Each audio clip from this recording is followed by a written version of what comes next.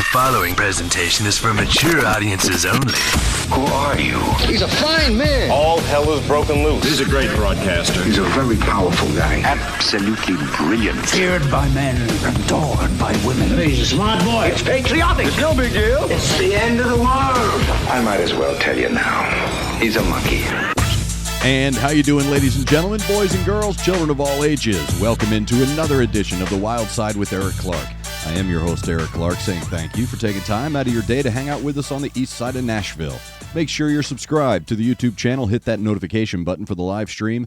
Smash that like button for the algorithm. If you have a band, song, or a video, something you want me to check out, hit me up over on Discord.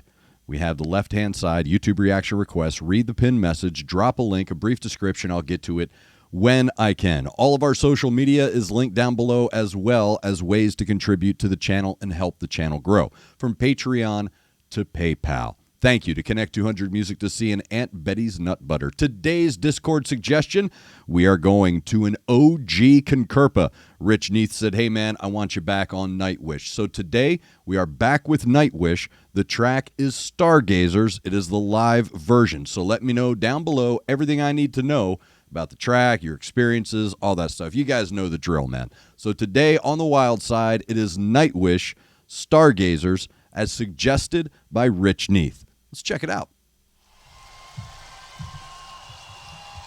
We would like to play you a song from back in the days. Would you like to hear an old song? A song that has been off of the Nightwish set list for over 10 years. But we brought it back on this Endless Forms Most Beautiful World Tour. And it's been such a joy to play. So Tampere, do you want to hear this song? That's the spirit. You are definitely ready for Stargazers!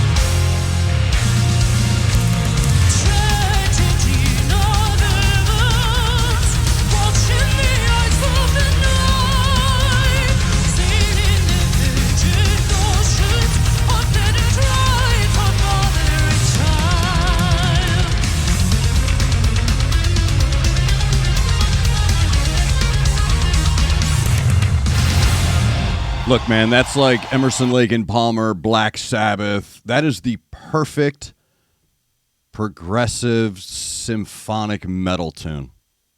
And it's, again, I don't like putting labels on stuff, man, because that's just straight Nightwish, isn't it? It's this really great conflict of attitude. And Tuomas is so good at understanding how to make those layers, right? But there's something I want to point out here. When people talk about Floor's vocals, this is a really quick, brief moment. I don't know if it's caught. So her vocals in this track specifically are super controlled. Even when she's, it's so weird how she does it. She's singing an operatic verse, but there's a word in that verse that she doesn't sing operatic. And she'll drop down into a straight vocal and then back into the operatic like that. And it's really cool how she does that. It's similar. I'm not saying this is a likeness. I'm saying that the technique is similar to Dwight Yoakam. How he sings his verses, but in there are little drops of that yodel. And what you're hearing here is this really cool operatic delivery, but every now and again, she'll drop into that straight register, and it flows so well. But here's the proof. They say the proof is in the pudding. So here's the moment where it should tell you how controlled her vocals are. You can tell how controlled her vocals are by the microphone. Here's what I mean by that. The microphone that she uses to sing, there's no room. There's no room for error. There's no room for compensation. You need to be on.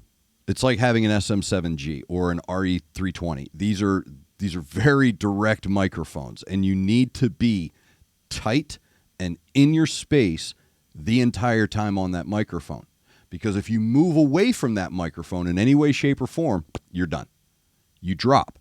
And there's a point here.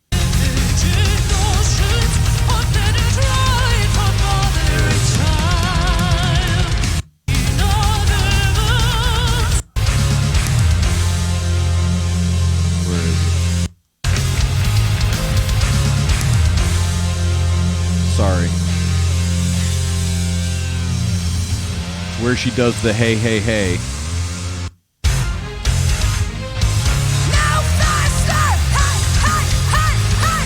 Right here. You see that? Okay, right there. Right when she backed off that microphone. Gone. Right there. That's it. So, what that should tell you is she knows where she needs to be in proximity to that microphone. So while she's on it, she is filling the entire space. So there's no ramping here. There's no dropping in her vocals because her instrument is so well controlled that she understands that spatial relation with the microphone. And so when she pulls away and it disappears, you can tell that her vocals are so thick and so rich, and everything is getting picked up by that perfect microphone, and she is filling the entire space of that piece of equipment. So it's something that stood out to me that I thought, yeah, dude, that's a great example. But perfect progressive symphonic metal track.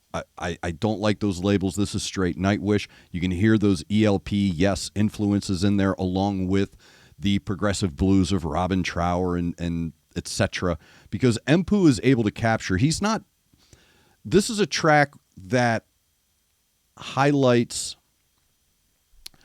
Empu's commitment to what he's being asked to do. That was a perfect hook. Perfect hook. When it was time to get crunchy, he got crunchy. But nowhere in the track was he doing his little lay down low kind of a thing. Didn't need to. Because these musicians are so good at giving Tuomas exactly what he's hearing in his head. And I love when I watch him recognize the joy in the performance. I like to see him kind of not step back, but kind of absorb the moment where he's out of his, I need to make sure everything is okay, because he is. He's like that, right? He's wants everything perfect. But it's awesome to see that level of trust, that level of love, that level of friendship. And again, the most important thing is trust, because he has something in his head, very complicated, very intricate, very intellectual in its composition.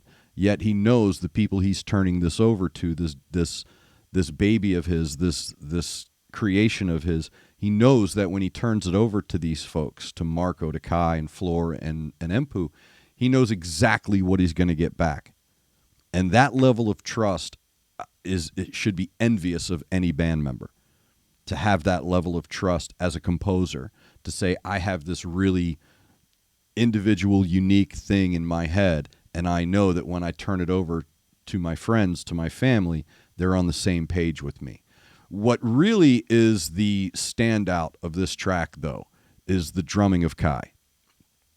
Again, I've run out of, words to even say words of this guy's drumming technique. His ability to create fills while at the same time creating tempo is something that should be studied by drum students. There's Danny Carey, there's Phil Collins, there's Stuart Copeland, there's Kai, there's Yuka. These gentlemen who understand polyrhythmic progressive rock in a way that I don't know if too many people do. It's what I like about Kai. It's like he's flying a helicopter of rhythm. Because that's really, someone once said, playing drums is like driving a stick shift. It's like, no. Playing drums is like flying a helicopter. You got 5 things, every one of your appendages is doing something different. And Kai displays that with such ease and grace and yet authority that it also adds to the instrument itself. So when he's playing, it's almost as if, amazingly enough, he's getting even more out of his drum kit than someone else would if you set them back there. So his ability to create those fills and rolls while also maintaining a tempo is just incredibly progressive is what it is. And then you take Marco's bass on top of that, this really cool cicadic heartbeat that strings through the entire track. Just really sets the foundation very well. So he and Kai build those really cool foundational colors. And Empu's hook, that nice crunchy hook that he's got throughout that track, that's really the bridge, the rope bridge between the low-end earth colors and the high-end life colors that are coming from the keys and the vocals. That guitar that Empu's creating is ebbing back and forth between the two worlds, and it's allowing the cohesion of the two worlds to exist. So when Tuomas is creating those layers of sound, the metal layer cake, when he's creating those layers of sound, somewhere in there, he's always going to have this dichotomous tone where he's got one sound here and one sound there, but there's always something in the middle that creates that thread, the tether between the two, that makes everything tied up with a nice little bow. So perfect creation. Again, you take any dictionary, look up progressive symphonic metal, that song should be there. That is a perfect progressive metal track. The keyboards just really bring in this wonderful harmony with her vocals, so it creates this wonderful blending of life colors, sky colors, oxygen colors, if you will. So it's perfectly layered. As usual, because again, we're talking about TuomasHolopainen, probably one of the greatest composers of our time, whether it be progressive metal, I don't care. You hand this guy anything, he understands the assignment, and it's going to be brilliant, because and I'm spoiled by it, man. So now I'm expecting every time I fire up a Nightwish track, that is going to be perfect, and they usually are. So Rich Neath, thank you very much for that suggestion. If you, like Rich, have a suggestion for me you want me to check out, get over to the Discord server, left-hand side, YouTube reaction requests, Read the pinned message, drop a link in a brief description. I will get to your video when I can. All of our social media is linked down below as well if you want to follow me on any and all the social media. If you would like to help the channel grow, contribute to the channel, everything from Patreon to PayPal is linked in the description as well. So make sure you're subscribed to the YouTube channel. Hit that notification button for the live streams. Smash the like button for the algorithm. Thank you to Connect 200 Music to see and Aunt Betty's Nut Butter. Thank you to all of you for taking time out of your busy day to hang out with me on the east side of Music City, USA. Make sure you're looking out for each other. Make sure you're looking out for your neighbor. Try to do at least one good thing a day. I am Eric Clark, and this is The Wild Side.